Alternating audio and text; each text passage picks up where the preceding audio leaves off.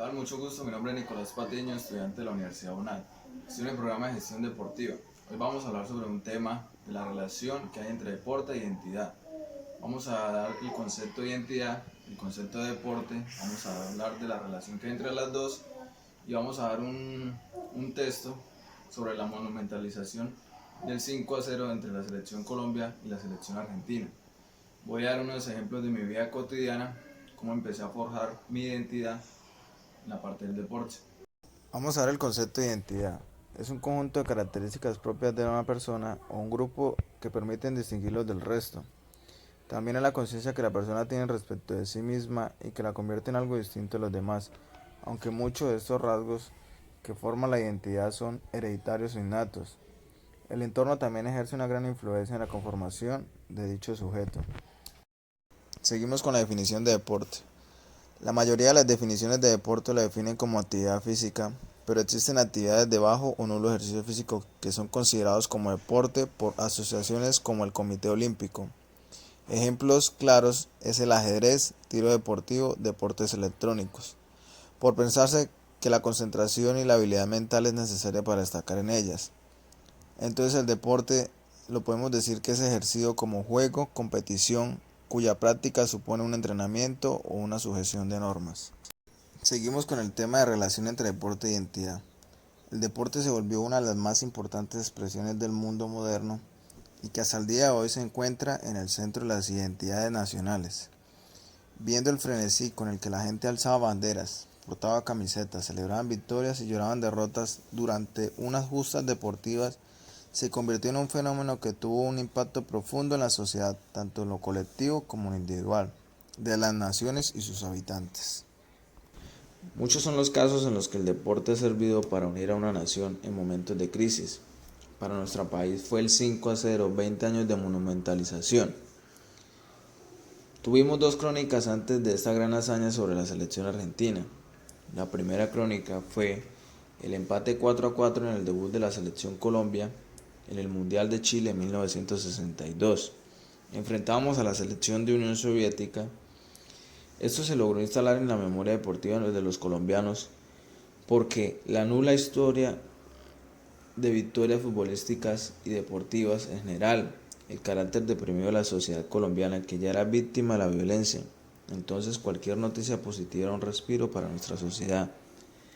La grandeza del rival y sobre todo de su portero, Lev Yashin, apodado Araña Negra, que anotarle goles no era tarea fácil. Haber anotado un gol olímpico en un certamen de un mundial y que hasta ahora ha sido el único y hecho por Marcos Col. Fueron recibidos como héroes, ofreciendo un espectáculo por la ciudadanía bogotana durante 2 horas y 20 minutos en un recorrido desde el aeropuerto El Dorado hasta el hotel. La segunda crónica fue el 1-1 el 19 de junio de 1990 en el Mundial de Italia, en el que la selección Colombia enfrentaba a la poderosa Alemania. Nada más y nada menos que lograr por primera vez llegar a la segunda fase del Mundial. Freddy Rincón selló con un gol el nuevo empate con sabor a victoria para el pueblo colombiano.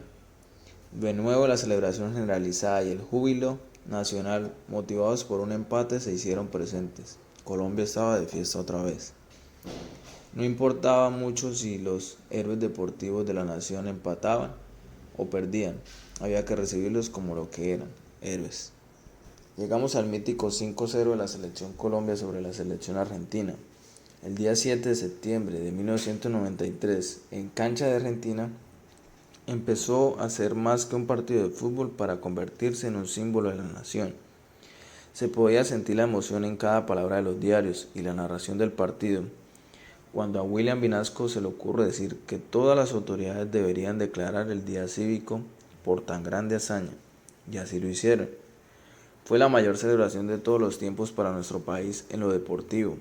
Fue la más violenta de todas. Fue la mayor tragedia humana producto de la alegría y el júbilo nacional.